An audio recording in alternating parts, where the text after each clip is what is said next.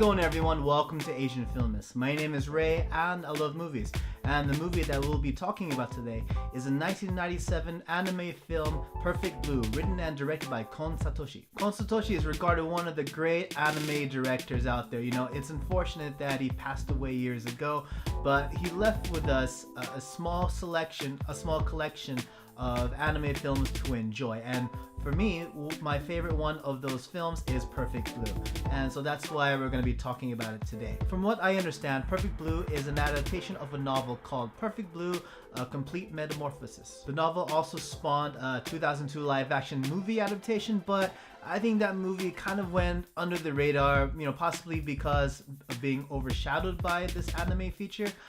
So it's pretty much faded into obscurity as far as what I can tell. But, you know, that being said, Perfect Blue, just like many, if not all of Kon Satoshi's other films, it will haunt you long after you finish watching the movie. The story of Perfect Blue, it starts off with a simple premise. It's about a pop idol named Mima, and she announces to her fans that she's going to retire as a pop idol in order to pursue an acting career. And it sounds like a pretty lighthearted concept at first, but if you don't know Kon Satoshi's movies, then you should know that even though his premises start off as lighthearted sounding, they get much deeper. And so as the plot unfolds, as Mima struggles to establish herself as an actress, she slowly descends into madness. As she pursues her career, she also finds herself fending off against a deranged stalker, and at the same time, a ghostly avatar that somewhat resembles her as a pop idol. Now, I kind of give you the short runaround of the story, but believe me, there is a lot of things that are embedded within this story. What I like about this movie is that it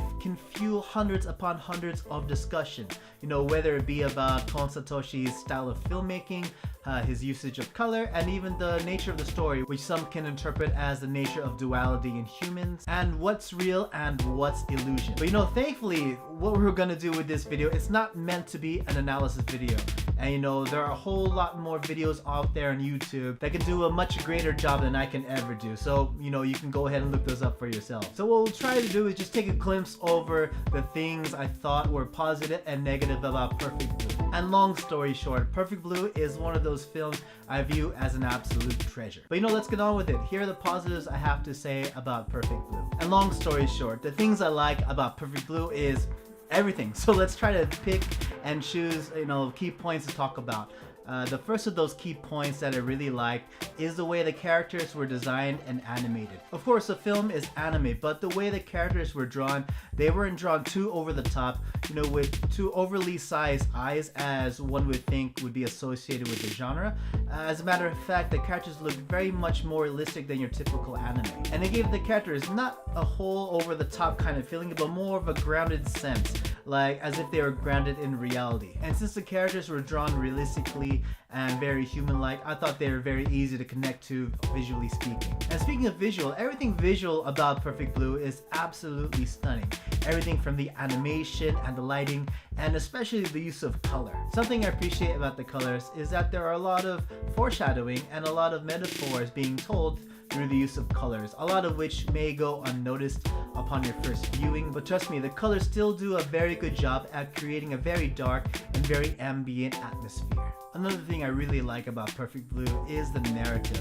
As the story goes on, it gets more and more surreal to the point that neither the audience nor Mima, the lead character, knows which is real and which is not. As the story approaches the third act, it gets even more jarring. You know, not in a negative way. Usually jarring, in a sense, is a negative word. But when it comes to Perfect Blue, jarring in the case of the narrative, it's actually a really, really cool thing. Like the way it transitions from one scene to the next. You don't know what she's dreaming, you don't know what she's imagining, and you don't really know what she's experiencing for real. And that experience carries over to us as the audience. And with this, because you don't know what is real and what is illusion, it leads you in all these different twists and turns, and it gives you all these questions, most of which you won't know how to answer, even upon multiple viewings. But then, you know, that's the fun part, that's the fun thing about watching Perfect Blue. And the film uses those questions to its advantage, and because of that, it's legitimately scary. Because Perfect Blue, it's an anime film, but it's also a psychological thriller at heart.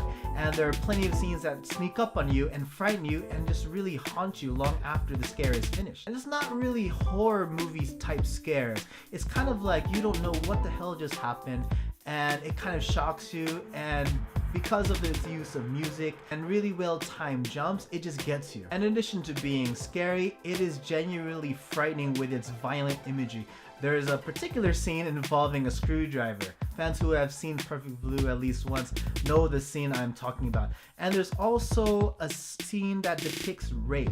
You know, granted, in this particular scene, it's not real rape that is happening. It's Mima as an actress acting out a scene. However, the way the film is depicted, and also with the surreal atmosphere that the film gives off, it's kind of hard to tell even so. And that all the more just makes it even more haunting. And so yeah, Perfect Blue, so many good things to talk about.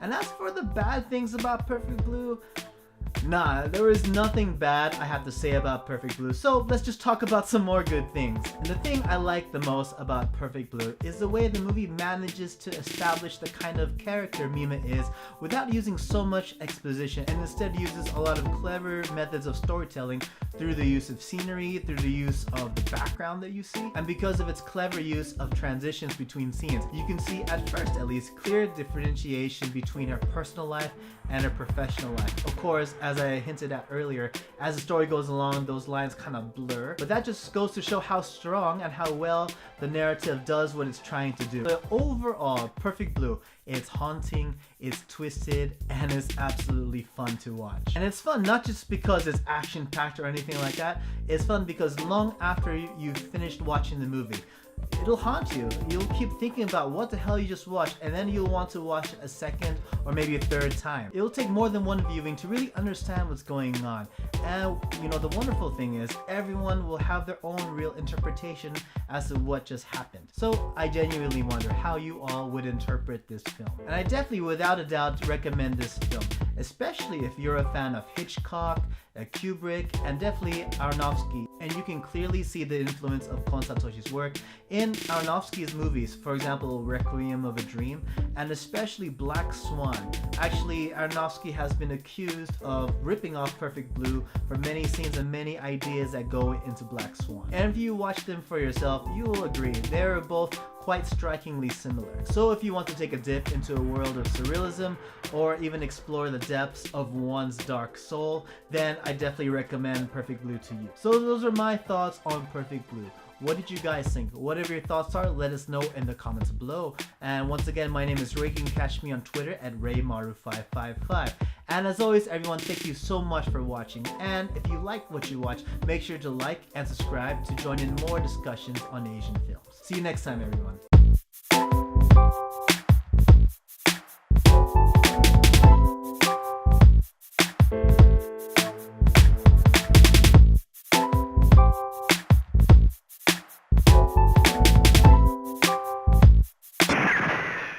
獲物は確かにいただいたぜ。